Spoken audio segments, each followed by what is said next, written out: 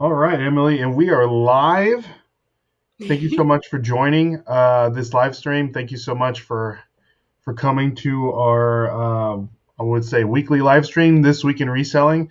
I really appreciate you coming on, Emily. If you guys want to know more about Emily's social media links, all of her information is in the description below.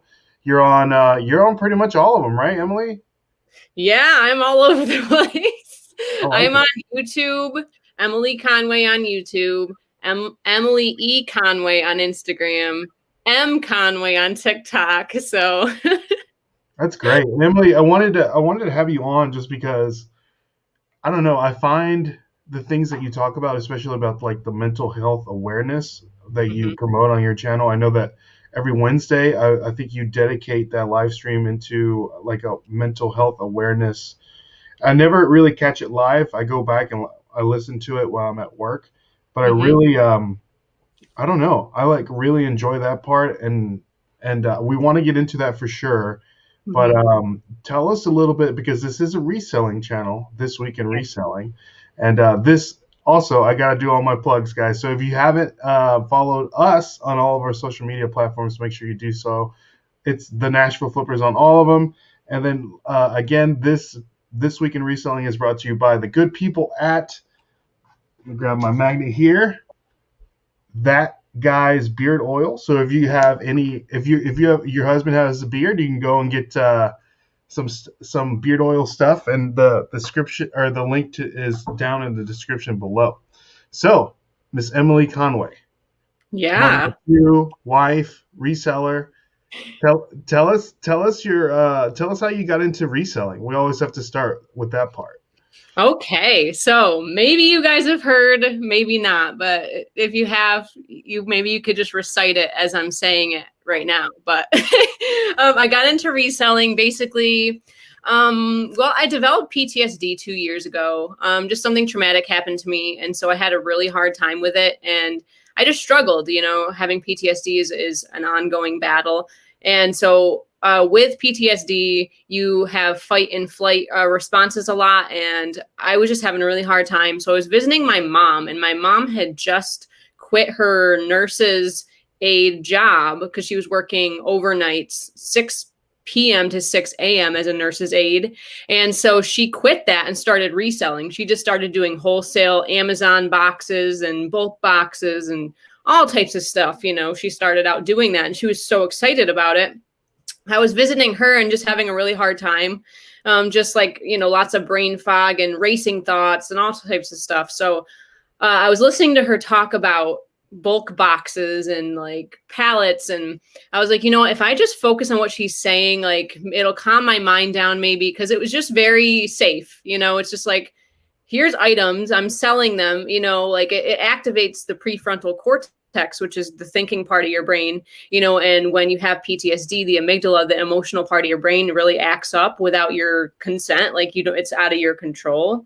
So like just listening to her just talk about numbers and, it was like kind of like relaxing to me almost. And so I stowed it away in the back of my mind. And I looked it up when I got home. I looked it up on YouTube and, of course, found everything I needed to know about it. Like my mom was doing the boxes, but I was really drawn to the thrifting and the garage sale videos, which garage sales are my favorite way to source now. Oh, Like, they're yeah, amazing. I love yard sales. And because I'm in New York, in central New York. So, like, Mhm.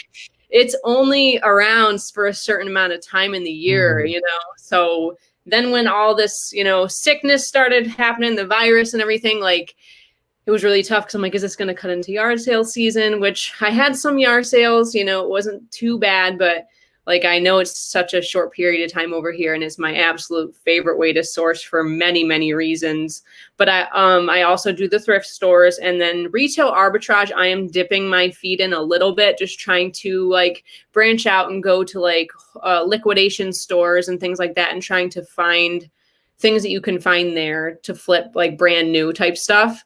So I'm starting to branch out into other stuff, and I'm still learning. I'm a year into this now, and I'm still just like learning all the time. Like people teach me all types of stuff all the time. So yeah, I stumbled into this community, and here I am basically. That's awesome. When Yeah. did you want to start doing YouTube videos? Because It's that's how you kind started, right? Yeah, like I guess I was already kind of doing YouTube videos. I do have a channel that I did for a very brief period of time. It's like 2 videos, and I was gonna do art type stuff because I am an artist all around. Like anything that's artistic, I would do it or have done it. Mm. um, so I was gonna do visual art and talk about mental health, and that was gonna be my channel. So I had 2 videos out already, so I was just doing it already. And so when I started reselling and became, obsessed with it, like probably some of us in the chat also, just once you start reselling, it's like your lifestyle, like I just picked up my camera because that's what I was already doing, and then I also had influences, encouraging me to get on. And it really started getting serious when I did support a reseller this holiday season last year. It was like a Christmas exchange type video. So like a lot of people were getting on the platform. And so that was my first, like one of my first ways to like really get connected with the reselling community on YouTube. And I've just branched out from there. I've grown as a person this year, and just I've gotten so much better with my YouTube videos. I have a really good time with it now. I feel like I've struck a good balance. So That's awesome. Do you feel that let me say hi to some people in the chat before I get into okay. my next question, just because I feel like it's going to be a good one. We have Cajun Reseller. He's one of my favorites. He always comes and shows his support no matter what. We Yeah, have he's Chris, the freaking reseller. He goes by Boozer on YouTube, saying "Let's awesome. go." We got Robert Stewart, one of my friends. He says, "Hey guys, good to see you, Robert." And we have Greg, the Mountain Man Reseller. We were just talking about Greg, right? No, we were talking about Mountain Man Treasure. This is Okay, Rock my fault. Mountain Yeah, Resale. good to see you, Greg. Good to see you. And let's see here. Chris says, Emily Conway, I know her. And she loves her TikToks. I That's, do. and she steals her husband's toys and sells them. That's funny. Is your Chris husband a big, always is he a big, toy collector? he was as a kid, and Chris always jokes around about this. He's the one, man. He's the one who keeps bringing it there. But my husband had a massive collection of Ninja Turtles and video games because people just didn't know what to get him for his birthdays and Christmas and so. And he liked Ninja Turtles, so like he didn't even Serious? necessarily want them, but like he people just kept giving them to him, so he had a massive collection of Ninja Turtles that was just sitting around. And video games, like NES video games, which were they're crazy like sales, like so I had no clue how much this stuff was going to be worth, like, and so I started picking them up, and my friend Lauren helped me because she like knew all about Ninja Turtles. She's like, you gotta call me. So I went through them, and she's like, yep, that Ninja Turtle's worth 50, this one's worth 70, this one's worth, and there was like 100, like There's 100 so something many. of Yeah. them. Like it was insane. And I'm like, what, 50 for one? I was like, are you kidding me? So like then it was like we don't even have, and all of them were complete too, like all the complete Oh, parts, wow. weapons, everything. Like my husband's mom is very, very organized, and I'm not that way. So like I just respect her for that. Like she kept them meticulously, and she parted out all the weapons. I didn't even have to sort through the weapons or anything. Like it would just fell into my lap. And like we had no clue it was going to be worth that much. And then I thought I was done. Like he had video games. I'm like, I'll check on those later. Like I'm doing great with these Ninja Turtles. Yeah. Then I get into the NES games. Yeah, I am an expert now. Just out of like these images burn into your brain. You're like, yep, that one was worth 100. This one was worth 75. Like so, any Ninja Turtle questions, let me know, and I could probably answer them. But the vehicles were amazing too, and they had their parts and pieces, like hundreds of dollars, and it was insane. And then I thought I was done. And then I opened up his NES collection, and it was like, bam, 50, 70, 100. Like the best one in there was Power Blade 2, which was $500, like for one NES That's game. Like amazing. it was super rare, and like I don't know. I'm like, yo, everything you touch is like money. Like seriously, like what else? I'm like, what else do you have? You know what I mean? Like it just That's funny. happened. you So know, did and you sell all that stuff, or oh did yeah. you I mean, keep most it? of it. Like there's a couple of them that just aren't serious crazy sellers. So I think I have like a couple left Mhm. out of that whole collection, but it was a big bulk of them were really good money. That's great. So I wish, yeah. yeah, I wish I would have kept all my old stuff. Now I'm going back and buying stuff that I had when I was a kid and paying crazy money for. So I know that people like me are the ones buying those Ninja Turtle toys. You know what I Hmm. mean? Yep, So exactly. people with money that now, want to go back and relive their childhood. So Hmm. it's So it a kind of led me down the path of toys. I pay attention to toys when I'm at the thrift store. I pay attention to plush toys, action figures because it's what I know in video Mhm. games. Like, because that was my first big like, whoa, there's money to be made here, you know. Like, but I look at all types of hard goods and things, and anything that looks like it's worth something, I do look at. But um, toys is where I'm kind of like sitting right now and learning a lot about. Me and Chris actually both like Build-A-Bear. I have a whole video on Build-A-Bear and Oh, how really? to how to find good ones. I do try to give really informative videos. The next one is coming up in a couple days. It's about Monster High dolls. So like tips on how to resell them, like different collectible ones and stuff like so. That's coming out in a couple of days, but I'm focusing on toys, but I like to resell everything. Like Yeah. I'm not, you know, beholden to one category or anything at all. What would you say that for someone that was just recently getting into reselling, something to stay away from 100%? Like a category or a toy Or just or anything that you're like, it's like don't do Disney VHS tapes, don't do Beanie Babies. It's like the thing that. definitely I would say the newer a lot of the I don't know about all of them, but it seems Mhm. like the newer Ninja Turtle action figures are just like they don't sell very well in my experience, but maybe it's just because I'm so spoiled with the vintage 80s ones that I'm Yeah, like, well, nothing. But definitely be selective about the Ninja Turtles you pick up. The newer ones are, they haven't been selling for me at all. Like I got like a couple of them and they're not worth anything, you know? Um, let's see. Definitely basic Build-A-Bear. Like anything that looks really plain. I did pick up ones in the beginning and they were just, were really basic. The ones you want to look for are like, anything Disney, Build-A-Bear, like where they do collabs and stuff like that. Like if it's based on a specific character, like My Little Pony or like Paw Patrol or Pokemon, like that's serious money too. The basic ones you just want to steer clear of because a lot of people are like, well, I picked up a Build-A-Bear and it wasn't very good, so I'm never doing it again. But it's like you have to know what to look for. yeah, yeah. I think I found a Woody Build-A-Bear at a yard sale one time for like $1, and it sold really well. I think it was me or Dustin. I can't remember who actually found it, but yeah, I would say Build-A-Bear collabs are money for sure. Uh, Hmm. Sola Seller says hello everyone, good to see you. Um, they also say awesome. I need to learn about toys if I come across them for sure. And are most action figures dated on? I don't know if most action figures have a date on them. Do they? Or the Yeah, they do. Um, I don't know. It depends on the action figure. A lot of them are like on the butt or the foot or something. But yeah, they typically have like, especially Ninja Turtles, it'll be like Playmates is typically the brand or whatever, the company. And then it'll say 91, 80, whatever. But yeah, it'll say it on there for the most part. Okay. I recently started using this, I guess, Google's app, like their actual app, and they have like a Google Lens option.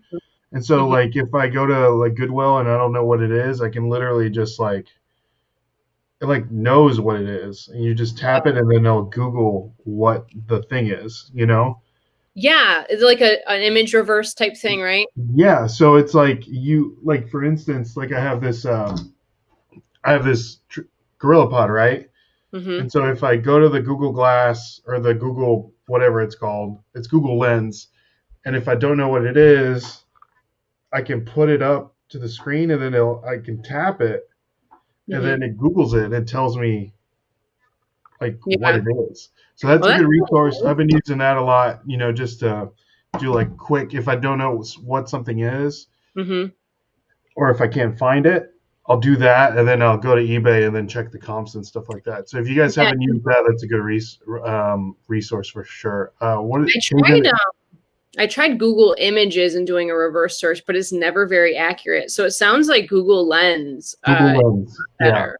Okay. yeah, for sure. Well, good. Yeah. Because I've been trying to do the image reverse and I'm like, this is not what I'm Yeah, looking Google Lens is amazing. for. So Okay. Emily, so the question that I wanted to get into is that with your prior, I guess, PTSD, like Mm-hmm. like you starting your YouTube channel, was that like scary for you to do, or did it help you? Um, it wasn't super scary. It was kind of nerve-wracking at first. Like Mhm. the first couple videos, I remember I Because I did know it. that you've had some incidents, like you've made a couple of videos of people like not leaving you alone in certain situations, and constantly like messaging you and Yeah. stuff. Like, So it's like, yeah.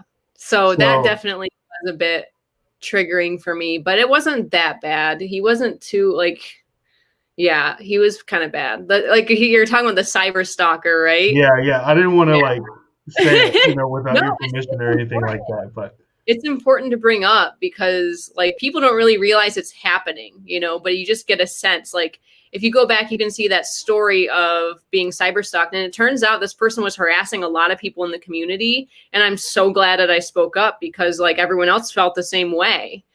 So like I felt like this is so weird. I'm doing this video and it feels really like wrong, like it feels embarrassing or something, mhm. but it was so important for me to share. And after I shared it, I got messages like the same guy harassing this person and that person. And I'm like, oh my gosh, I'm so glad I said something. And so I had like everyone else blocked him and stuff. So I gave his name and everything, which I'm pretty sure he changed his name now. He might be harassing people still, but like changing his name back and forth and whatever. But yeah, he had been through the community. Like, so I was so glad I spoke up. Like and I want to give people the courage, like to share their story about something like that. If something like that happens, like you're not alone and it's not just you and it's not your fault too. Like people are just manipulative and all this type of stuff. So, but yeah, so I did talk about that. But when I first started, it wasn't too bad. It was because it's reselling. Like I said before, it kind of brings me back down to my prefrontal cortex, to the thinking part of my brain. Like, okay, I can focus on numbers. Like I'd be struggling. I remember struggling and having a really hard time with racing thoughts and just, lots of intense emotions.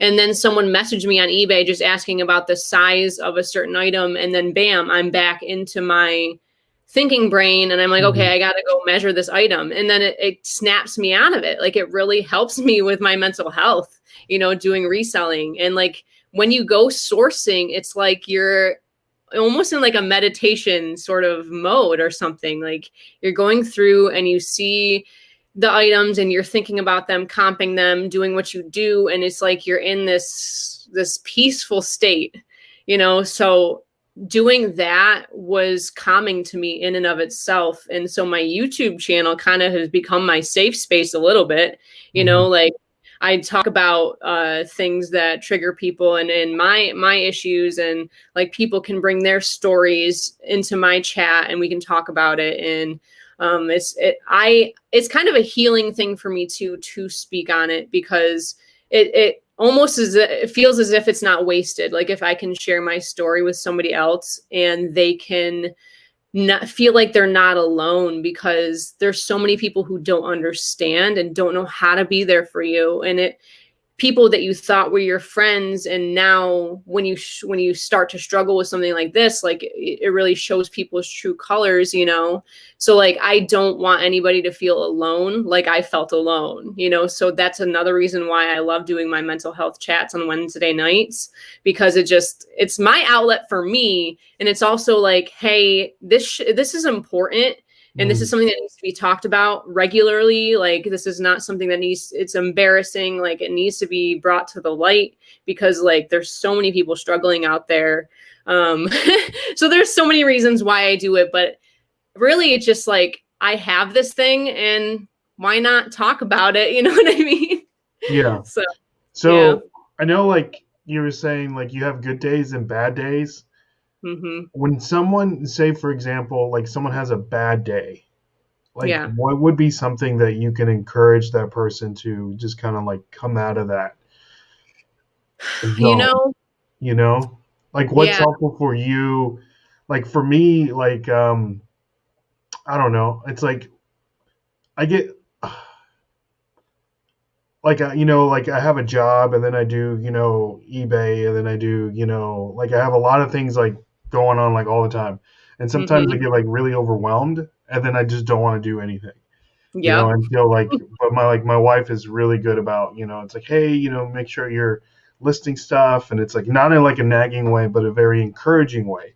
And then Hmm. and then with me also, when I see people like on Instagram or something that like they'll say, because of you, I started reselling and now I can like feed my family, or my wife is disabled and because of you we have like extra like income to help, and it's like that really encourages me and Hmm. to keep going. But for someone that like is hard to get out of that zone, like what's something that's encouraging that you can like tangible that you can help other people with your Um, experience?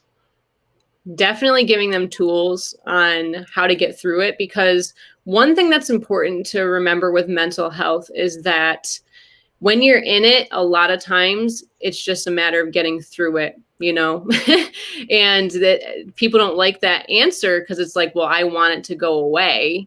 But it's like, you have to feel what you need to feel and get through it. And one thing that I encourage people to do is give it space. Like, for example, if you're feeling angry about the past, something happening from your childhood, let's say, like you have to take the time to process it. So I say when you're feeling a certain way, pay attention and let yourself, give yourself that space to feel it, and don't squelch it anymore. Like, for example, yesterday I was struggling, and also I'm big on like, hey, rest is also just as important for your business as work, Hmm. and so that's a big thing for me lately, and I've been focusing on that more. So I'm trying to share with you guys more when I rest, because I feel like there's like this shame around rest for resellers, like, I you're think resting, like, I think that's just society in general, because yeah. we want to be the best all the time, and if you're not working or getting to a certain point, then you feel like you're not doing anything, and then you're Hmm. constantly comparing yourself to other people through social media. Hmm. So like you said, it's good if you're showing that people are that you're resting. It's really good.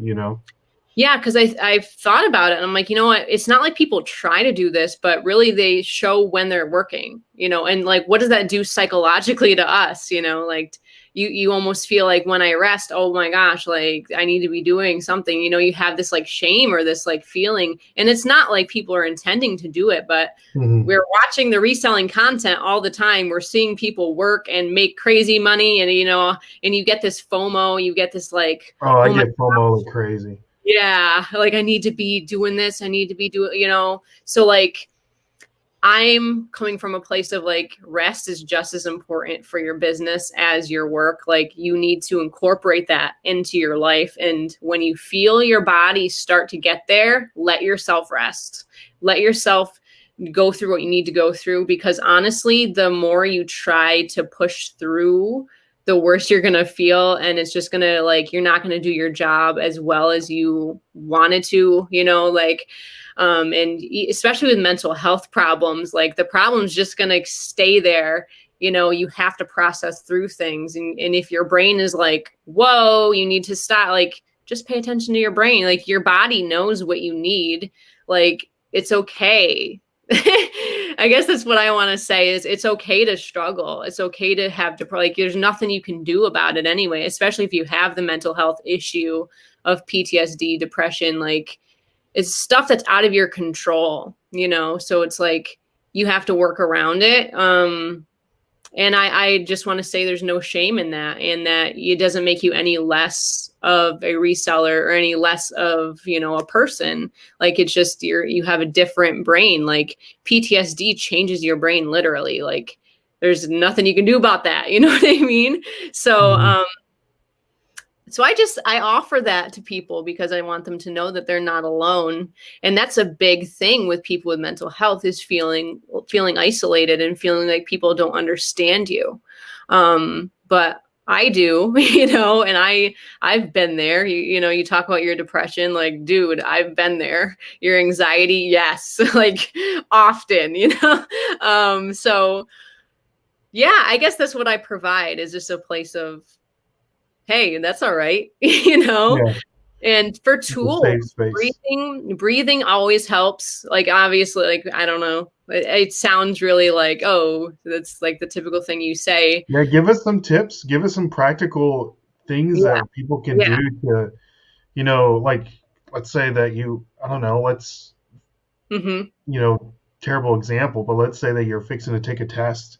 Let's say you Yeah. just got a new job, you're fixing to take a test, and this test can determine if you get the job or not, and you're just like so anxious and stressed out. It's like, That's a good one. what's That's a something good one, practical? actually.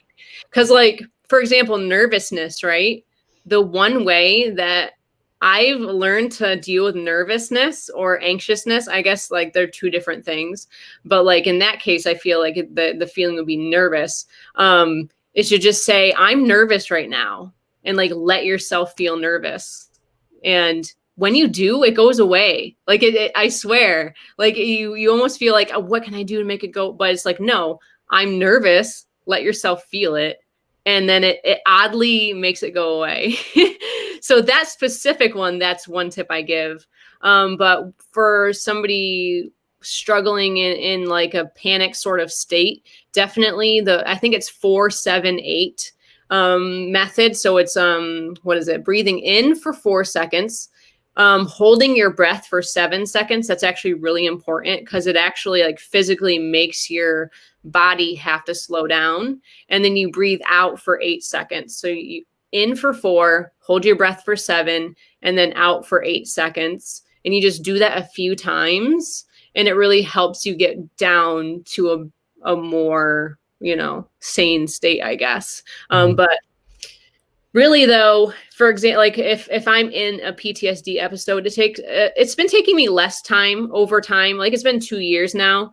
Before, if I had an episode, I would be like in bed for a week, just depressed, anxious, just all types of really negative emotions. Like, but then as I've gotten healthier and as I've grown uh to sort of come to terms with trauma and stuff, like, it's been way less. Like, I don't even lay in bed anymore. Like, I'll have maybe an afternoon where I'm having a hard time, or at most maybe a day where I'm struggling on and off, and cortisol, like the chemical cortisol and stress in your brain, it takes 24 to 48 hours to leave. And when you have PTSD, your brain is telling you you're in danger. That's basically what's happening. Your brain Mhm. says you're in danger, you need to do something, when you're not. So, like, then you get cortisol and stuff like that throughout your body, and it takes a couple days for it to actually leave your system. So the chemicals in your body literally tell you, like, hey, you need to be on alert right now. But the breathing does help, but I'm not going to say it's going to make it go away, because Yeah. it's just, it's not going to, like, bam, solve all your problems. Like, I wish it were like that. That's why we need support, and you need to talk to somebody. That's one huge thing, is, like, admit you need the help. That's something that I struggle with, because it's like, man, I need help often, like, it's less often now. But, like, you feel like when you struggle, you don't want to, like, turn to somebody, because you feel like, oh, I'm just going to make their day, like, I'm going to be a burden, or I'm going Yeah. to, inconvenience them, but find someone else who struggles with mental health and talk to them, because they get it. They've been, especially if someone's been there. Like, I know my friend, she has struggled throughout her life, so I contact her and I'm like, hey, I'm going through a hard time, and she knows, so she's like bringing me food and talking me through it. And, like, Oh, so that's awesome. find that one person that you know has struggled before, and that makes them feel better because they know that their struggles are not for nothing and that they can help somebody else through it too. Mm-hmm. That's great advice. That's fantastic advice. So you think that having someone that you can talk to is super important? Yeah, it's very important. Like, I can tell you, I should have talked to people more in the past. And every time I did talk to somebody, I felt better. Like I did. Like if I just talked to somebody about my trauma or what I'm going through, somebody who understands and has been there. It's especially important if somebody has been there, because I talk to my other people who don't have this problem. They're like, I don't know how to help you. And I'm like, Yeah. that's okay. Just That's get it fine. together, Emily. I don't have time for this. Exactly. Like, that's all right. It's not that you're like not wanting to be supportive, but you don't know what it's like. It's different when you know what it's like. It's a different like bond that you kind of have with somebody, you know? So definitely find somebody who also has the same issue and just talk to them, you know, and it helps them and it helps you, and you get through it faster knowing that you're not alone. That's awesome. So do you think that you doing your YouTube, the reselling stuff, your TikToks, like, do you feel like that helps you?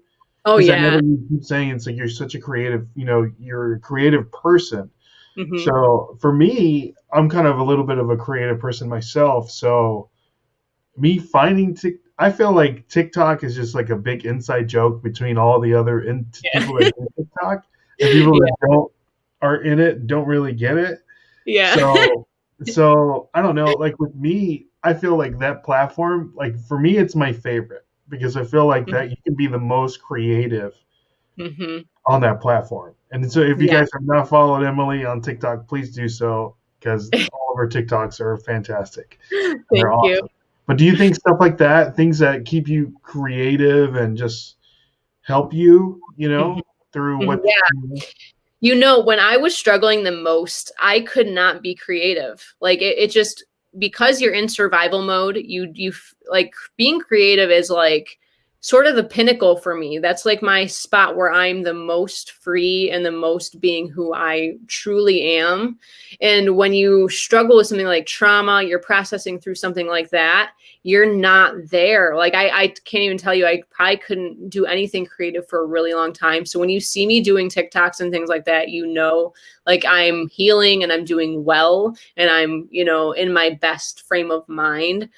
So definitely the creative TikToks definitely helped me with that, my healing process. It's showing myself like I'm not where I was, you know, I'm not where I was 2 years ago. Like I'm doing better. I'm more myself than I ever have been, you know, and so I love TikTok so much. Like when I found it, I was just like, this is so, like, I have so many ideas, so many things I can do. And the more you do, the more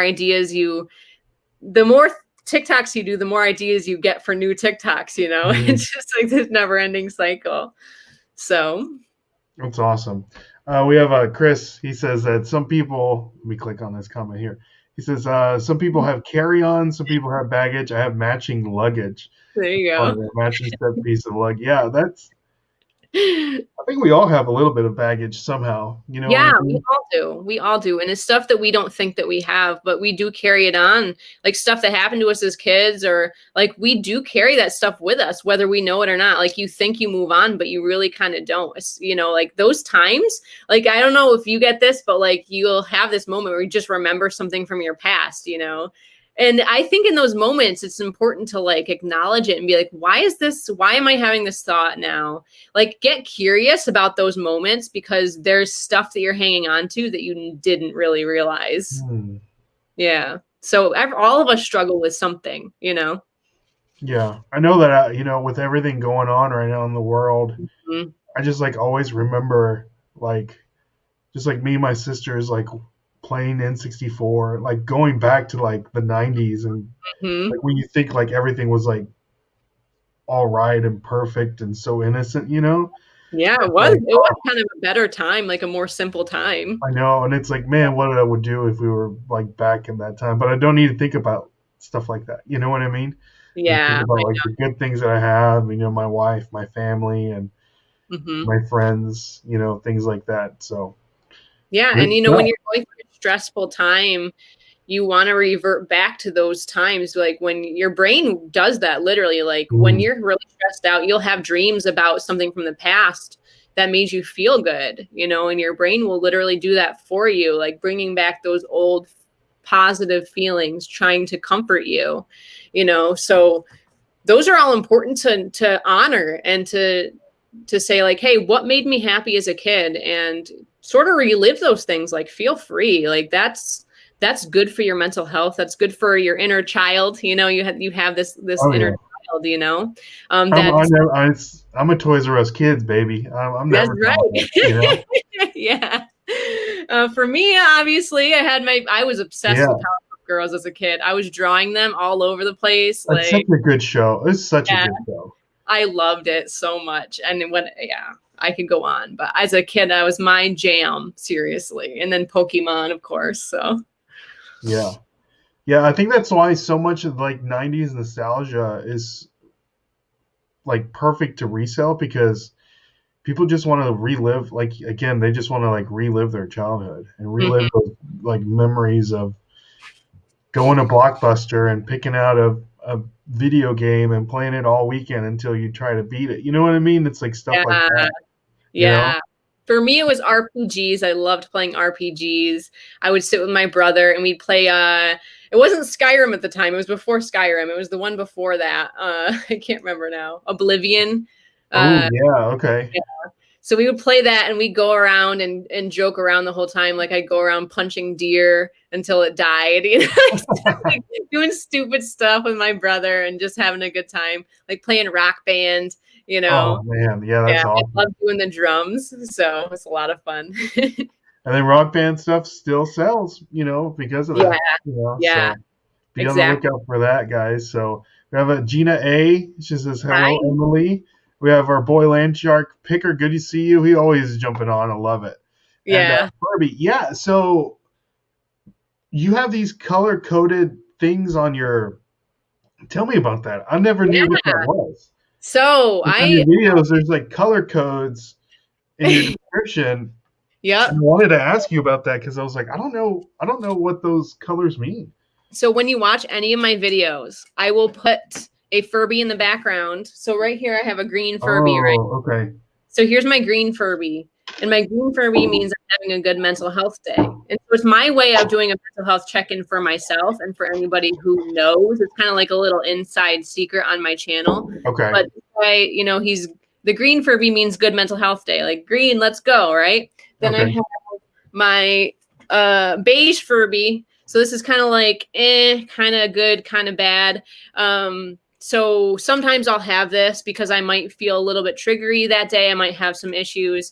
The black one you don't actually see a lot because I'm having a hard time. So I'm probably not going to shoot a YouTube video. Yeah. You know what I mean? Yeah. But sometimes there's been times when I have done the black Furby, like in my mental health live chat. Like, I was having a real hard time one of the nights, and I had this guy in the back. But so if I have I'm having a really hard time, I'll put this one in the back. But I realize it doesn't happen very much because, like, That's hey, good. I'm probably just not doing a YouTube video that day. You know what I Yeah, mean? that's So, good.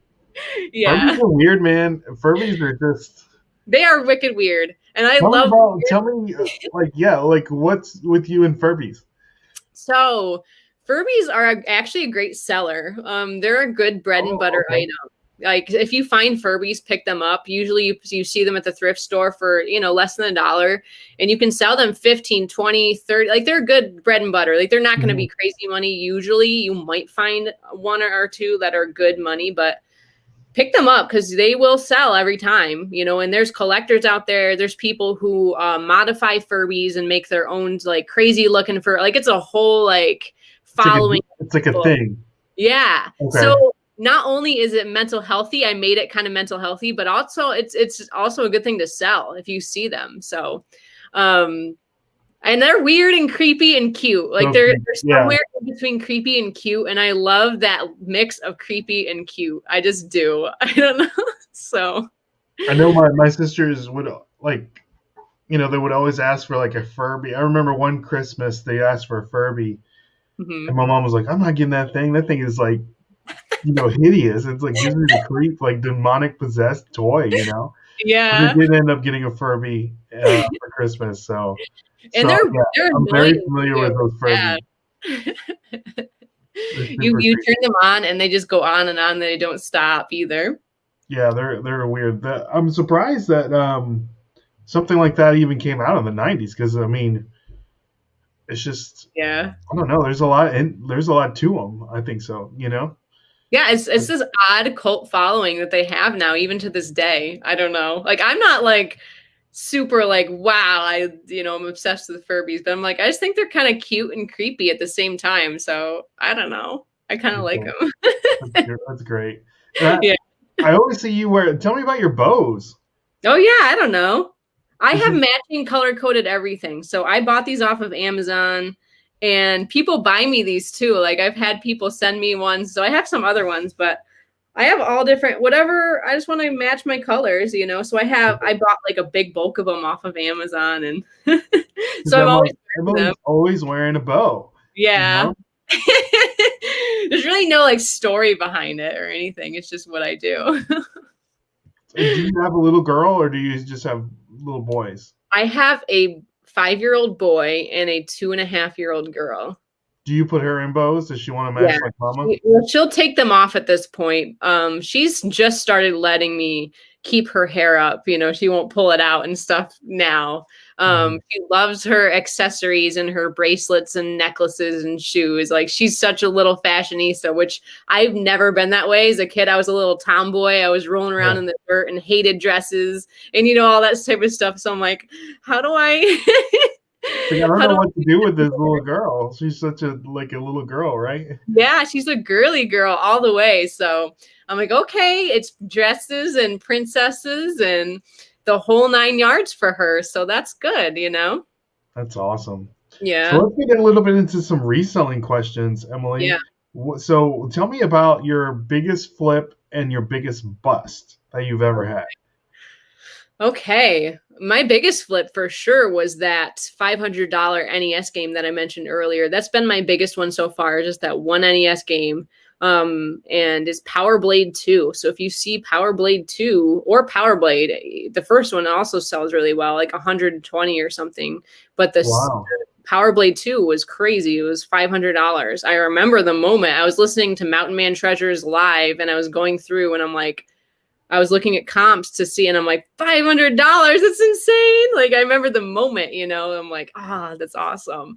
I also, That's the another one, that's the game that your husband had, right? yeah, it was free out of his collection. Like, just Did he mind you like selling it? It was like, nah, Emily, we need the didn't money. care. No, he didn't. He wasn't really keeping it like as his collection. He didn't like have them up or anything. Like, he was not a collector. He just happened to have them, basically. Mhm. So he didn't have any like regard. He's like, oh, it's fine. Like he's like, if you take pictures of it, that's fine. And then I was like, here, you want the pictures? And he's like, I don't care. So he wasn't a collector or anything. It just happened. I just Yeah. had it.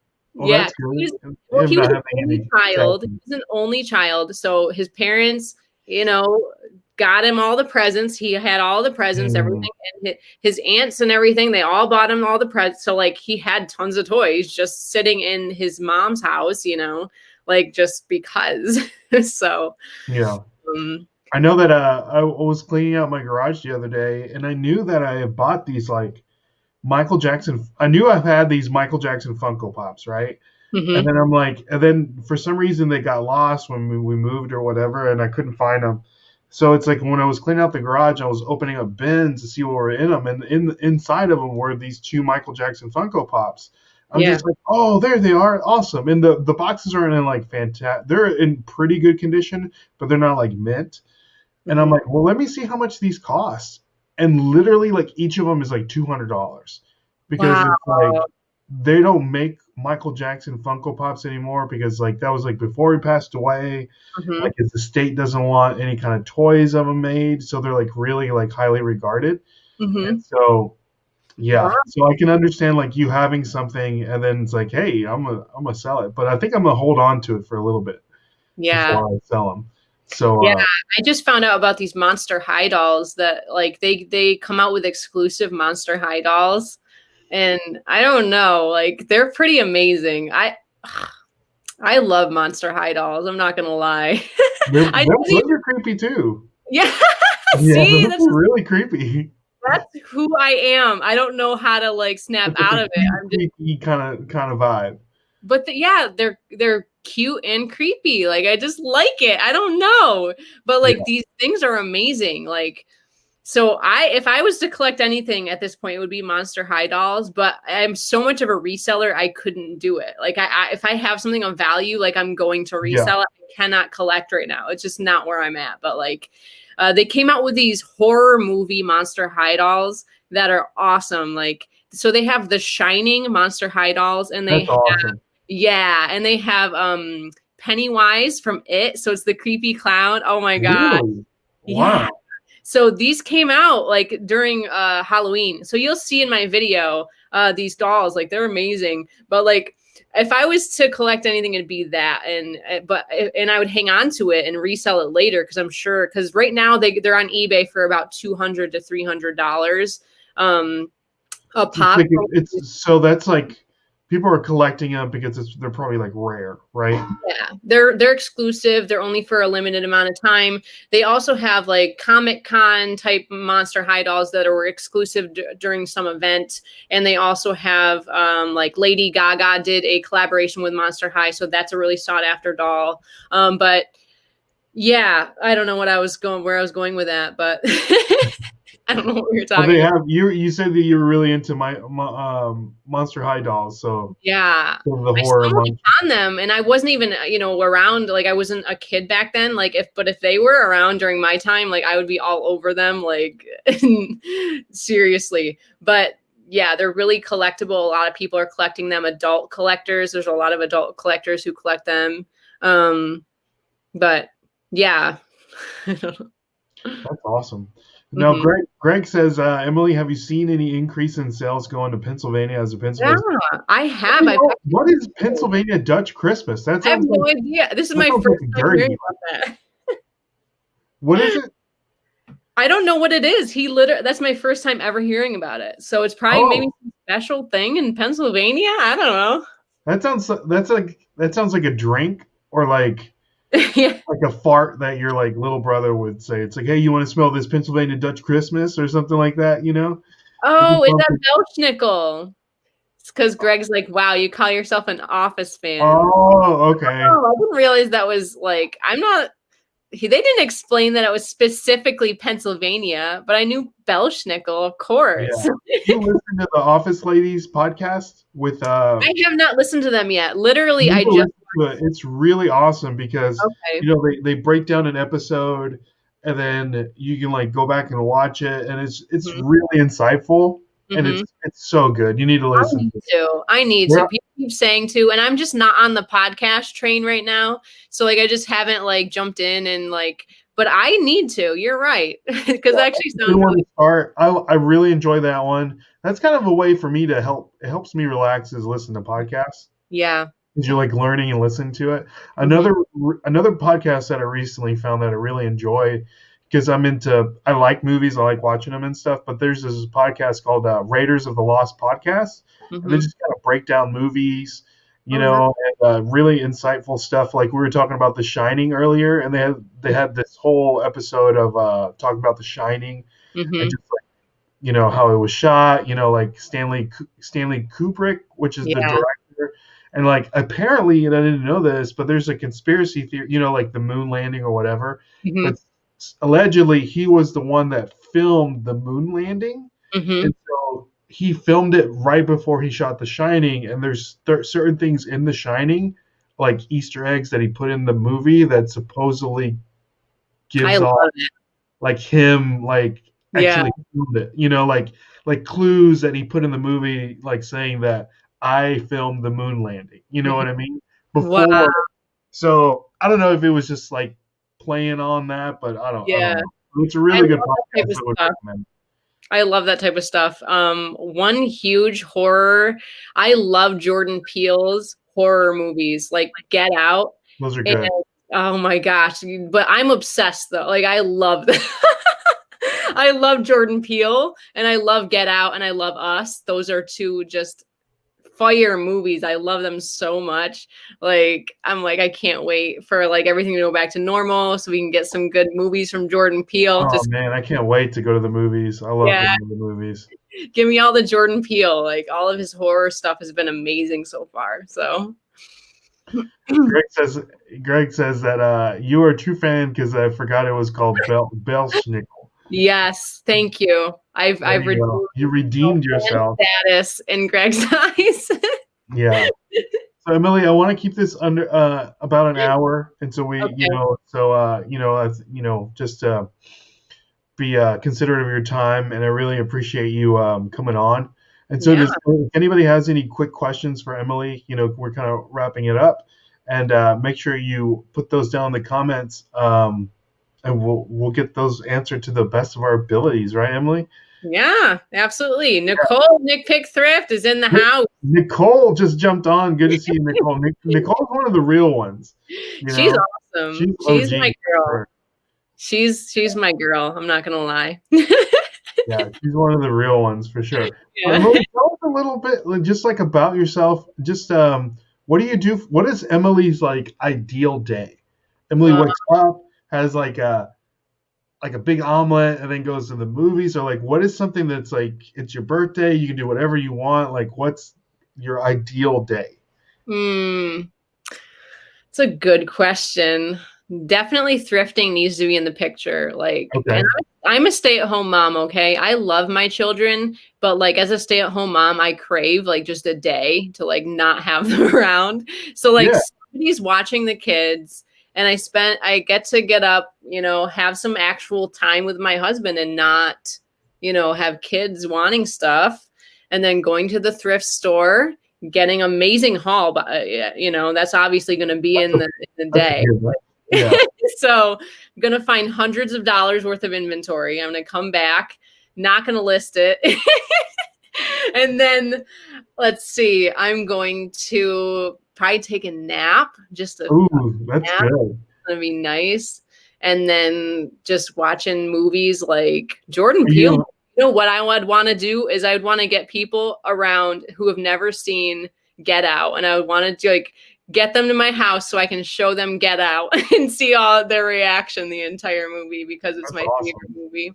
And then I would have one friend over and we'd stay up until midnight just talking about deep stuff because that's where I'm at. I love talking about like deeper issues, like, that's just where I come from. I love just the deeper discussions and stuff. So just that feeling you get when you have that deep discussion with a friend, that's going to be somewhere in the picture for sure.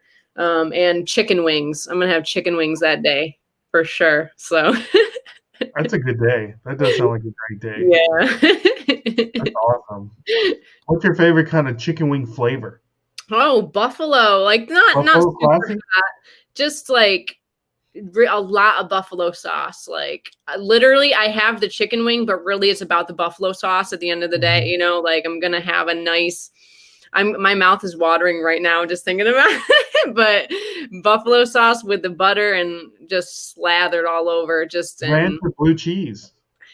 Depends on the day. I could go either way, honestly, but probably blue cheese right now. That's what I'm feeling at this moment. Like the chunky blue cheese. I like the chunk. The ones that you get at those corner store shops or whatever. I don't know where they get the chunky stuff, but that's where it's at. They probably make their own, Yeah, I don't really know best chicken wing place. There's a local one here, Pizza Villa, I think it's called, but I mean, that's local to me. I don't think you guys have it, so. Yeah, I don't know. So it's those local mom and pop shops, those pizza places, those are always the best. They are amazing. And like I really like the thin pizza, like the thin like a thin crust, a good thin crust pizza. So this place, Pizza Villa, what they do is they put the pepperoni on top of the sauce and then just like put cheese over it. Like they just cover it with cheese. And so it's just like this pocket of like cheese, and I don't know, it's so good the way they do it. Oh wow. I know Yeah. that Greg has a good question. It's not popping up in my StreamYard, but I can see it in the chat. Probably pop up here in a sec. But he says, Emily, your opinion for someone working and growing on YouTube channel, would you recommend nugs or drugs? I didn't read the last part. It depends on the drug, I would say. Probably something that something hyper, something that's gonna make get your energy up. But and the Bring on nugs, downer. yeah, the nugs will chill you out after. After you have Ah, your crash and stuff, after you had your withdrawals, like then you can just have some nice chicken nuggets with some, I don't know, some barbecue sauce or something, whatever you're feeling, and I guess a little of both is my answer to that. But but more seriously, like growing a YouTube channel, I've been on YouTube a year now. I'm at like 1,600 subscribers. that's You know, awesome. Because like that collaborations YouTube's are a struggle, man. yeah, it's really hard. It's not like TikTok. TikTok's like, oh, I found two things, and everyone's like, "Bleh." You get like tons of like attention and stuff. Like it's not like that. Like YouTube is a grind, and it's kind of like a marriage, I guess you could say. Like All right. it's something like it's not like a hot and heavy relationship where it's like fast and whatever, like maybe TikTok. I don't know. Maybe this is kind of a bad metaphor, but like in a marriage, it's like slow and steady and you grow slowly. And sometimes you have your ups. Sometimes you have your moments where it's like, wow, that video really did well. And it's putting me into another level. But and then other times it's just like day in and day out. You just have a schedule and you do the same stuff, like not the same stuff, but like you have a YouTube schedule, and that really helps you to stay consistent. So it's all about consistency. It's all about, throwing stuff out there, doing new things, kind of like in a marriage, like, oh, let's do something new and different. And, and you try new things and throw stuff at the wall, see what sticks, see what doesn't. But really it's a long-term commitment that you make, and it's work, just like a marriage is work. You communicate and blah, blah, you do all that stuff. Like YouTube is also work. Like, so don't beat yourself up if you don't have where you're at right away. Like if you don't get there right away, it's a very slow, steady grind for the most part. Sometimes you'll have those videos that jump up. So, sometimes you'll get lucky and have like this crazy viral video that you just, but for the most part, it's just a lot of just plugging away, and you'll get there. And when you'll look back and be like, wow, I'm miles ahead of where I was, Yeah, I know with us, because I'm the one that edits all the videos. There was a time that's like, man, I don't want to edit anything, and it's a lot. So we've been starting to doing these live streams, on a consistent basis, and I feel like it's really helped our channel not only grow, but it also just kind of spotlights, like, I don't know, you get to know the people that you're watching a little more, and you're more invested into what the videos are. You know what I mean? And it's like, now I know Emily as a person. I know Ray, he likes, Emily likes Powerpuff Girls, and she likes, Kill and Peele movies, so it's like, it's more of like a friendship than it's like just seeing somebody on your screen, so I would recommend doing live streams and just kind of like interacting as much with the audience as possible. Yeah, you get to know people. You're like, well, I don't really jive with that person, or this person I do. And because I've done a lot of lives, like a lot of people on my channel and stuff, so I get a feel for people, and I really get to know people and make those one-on-one connections. I really appreciate that about YouTube. And then also that follows into my Instagram. I'm often like building deeper relationships with people on Instagram. I start on YouTube to get people come to know me, and then they see my Instagram stories, and then we'll just have a conversation back and forth. And before I know it, I have all these people in my life, all these like genuine friends that I'm like, sure. It's a tribe. Yeah. It's really cool. It's really cool. Yeah. Yeah. Like even with the, like the little crew that we have on our, like our Facebook, TikTok group, it's like, we all kind of like are helping each other and just, like building a community, so. So definitely. So my last question, Emily, this will be, more like mental health related. So for someone that's like, with everything going on in the world right now, with like the virus and like, just the election and everything like that, it's a lot of anxiety going on, and, and like the splitting, just overall division. What's something that you, from your experience, can help someone that may be suffering from, like, I don't know, like just overall being overwhelmed with everything that is like out of their control, basically. Yeah, I did talk a lot about, because actually I got started doing my mental health chat kind of because of this virus. I did a chat with my friend Mountain Man Treasure way back when, and talked about the sphere of control and focusing on the things that you can control right now. That's why for me, I focus on goals that are within my control, like the amount of listings I want to do in a week or a day, like focus on those things you can control. And one thing to do is to stay away from like certain aspects of social media, not all of it, but like, those really emotionally charged articles, or, those family members that you don't agree with. Like, try to just stay out of those areas, and focus on what you can control. For me, it's my business, and it's like, doing my TikToks and doing the things that I do that to bring positivity into the situation. Because we keep our, especially like, we see the news all over the place. So it's like, you don't even have to be actively watching the news to know kind of what's going on, Yeah, especially I with the quit virus watching the and news a everything. long time ago. Yeah. So you cannot focus on that. You have to focus on, okay, what can I do right now? What can I do to prepare? What can I do during this time to grow? Like, I've grown so much during quarantine. Like, I'm not even kidding. Like, I've healed so much. I've started a whole new social media with my TikToks. Like, I started that. I've learned so much about myself. Like, there's so much that you can control.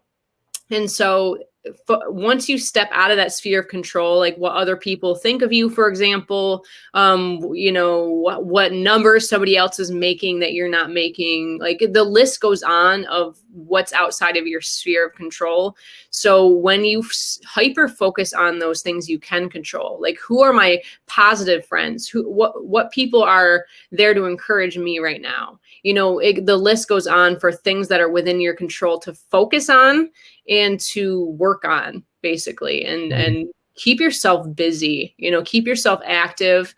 But also, when you have those moments of stress and overwhelm, let yourself feel it. That's my biggest thing, is just like, there's no wrong feeling. There's no wrong way to feel. If you're angry, be angry. Let yourself feel angry. Obviously, don't punch somebody in the face or something, but like, be angry and let yourself feel it. There's nothing to be afraid of. If you're feeling nervous, anxious, let yourself feel it, and then it'll go through your system and it'll move on. If you try to suffocate it, try to squelch it, it will stay there in your body, and it'll just get bigger and bigger until it explodes on some stranger or your family or whatever. So honor those feelings, feel them, and let go of them. That's awesome. That's fantastic advice, Emily. Thank you so much for sharing everything that your experiences with everybody in the chat. And thank you for everybody in the chat to showing up. I know that this is a little bit of a different, reselling related kind of, mental health thing. But I really do appreciate everybody, constantly coming on and showing your love and support. And Nikki, you have a live stream, we'll show up for sure, because, Yeah. we all support our friends. Yeah, let us know, Nicole. Let us know. Yeah. Give us all messages. Send us messages, because when you're small, it's tough. I could go on this a while, but really the biggest thing if you're small is go on other people's channels to get yourself known. Like, and always be like you're doing right now. You're in the chats and stuff. Like, stay in the chats and go on other people's channels and like actually go live. And because the more you go on other people's channels, you're going to grow your subscriber count. Now, for watch hours, definitely do lives and do it consistently at the same time. But I know it's hard if you struggle with mental health. You can't necessarily always be on at the same time, and that's okay. You don't need like a really strict schedule like I have. You don't have to do it like me, but just a certain time of the week, just have a time when you go live and let people know. And it takes time. It takes time. And this niche is not a really expansive, like one of those crazy niches. Like, it's not something like you do one video and bam, it's so popular. Like, that's not what reselling has been. So it is a slow grind, and it's a lot of networking. Just networking with people, finding out who else's show you can be on, how you can get your name out there more, and just keep pushing and keep doing content. And take breaks too, because you could drive yourself into the ground doing YouTube and feel like you're not getting anywhere, but you are. But don't kill yourself for YouTube, you know, like do reselling first. So that's my advice. Yeah. Great advice. Great advice. Says that you're my positive person, Emily. Yes, you're mine. I love you. Okay, that's awesome. So Greg says, Ray, how many hours do you need until you need 4,000 watch hours, right, Emily? I think we're sitting around like 3,000. So we're close. Yeah. We're not worried to get monetized at all. We're just we like doing this because we just like helping people. And then it's a good creative outlet. And then we just like, I don't know, it's just fun. Yep. You know? So we're not in it for, you know, we're not gonna be like Logan Paul or Mr. Beast or anything like that. But so, which would be great if we are at one point. You know, it's just like you never know. I'm not putting limits on myself, so you never know. Exactly. So, but Emily, thank you so much for coming on our show this week in reselling. If you guys have not already subscribed to Emily, make sure you do so. Her YouTube channel is, what is it, just Emily Conway, right? Yep. Emily Conway on YouTube. I have my notes on the other screen. That's why I'm looking. Emily Conway on YouTube. Emily Conway, Emily E. Conway on Poshmark. Emily E. Conway on Instagram. And then Emily or M. Conway on TikTok, right? Yep. What is this art Instagram? I just saw that in my notes. Yeah, I have an art Instagram too that I sometimes post on if I have time to do art, which is almost never. So that's M Artfully Com, and that was what I was gonna do before I started reselling. Basically, I was gonna do art and mental health type stuff. So, and then Have you ever thought about reselling any of your art? I have. Well, I've thought about taking items from the thrift store, like denim jackets, for example, and just doing custom denim jackets, but it's just time. Like art is no joke. It's work. It's time. Like you have to be really dedicated. So like I'm way more in the I'm probably not going to do art professionally, you know, at this point, like, but I do like to do it every once in a while. So I don't know, like I want to incorporate it somehow, but I like keep myself with work. Yeah, it's work. So on TikTok, and they took you know, like a Pokemon card, and then what they do is they'll paint, like say like the Charmander card, and then they'll use the actual Charmander, like the art part, and then everything else is on the card. They'll paint something on the card to where it's like a bigger scene, and they'll sell it online. And I was like, man, that's such a great idea. Yeah, people do that with Monster High dolls. They do that with Furbies too. Like there's and every little niche, like there's a lot of people doing that with different types of items. So it's like all over the place. That's awesome. All right, Miss Emily. So thank you so much again for jumping on. Thank you for your time. I know that, you know, it's Eastern time over there, so I know it's a little later. So I really do appreciate you coming on. I appreciate everybody showing up in the chat. And like always, my name is Ray. Your name is, sorry. My name is Emily Conway. And then we will catch you guys on the flip side. See y'all. Have a good night. Peace. Bye.